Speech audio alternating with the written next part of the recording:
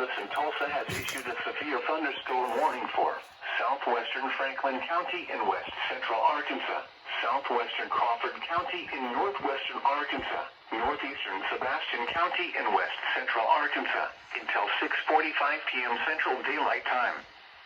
At 6:08 p.m. Central Daylight Time, a severe thunderstorm was located near Van Buren, moving southeast at 45 miles per hour.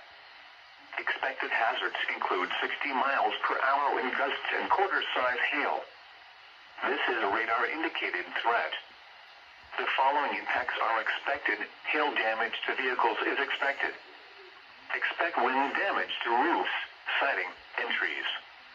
Locations in or near the path include Fort Smith, Van Buren, Charleston, Alma, Barling, Lavaca, Branch, Rudy, Bloomer, Fort Chaffee, Kibler, Central City, Concord, Shubley, Peter Pender, Vesta, Ferry, Ursula. This includes the following highways: Interstate 40 in Arkansas between mile markers 4 and 14. Interstate 540 between mile markers 1 and 6.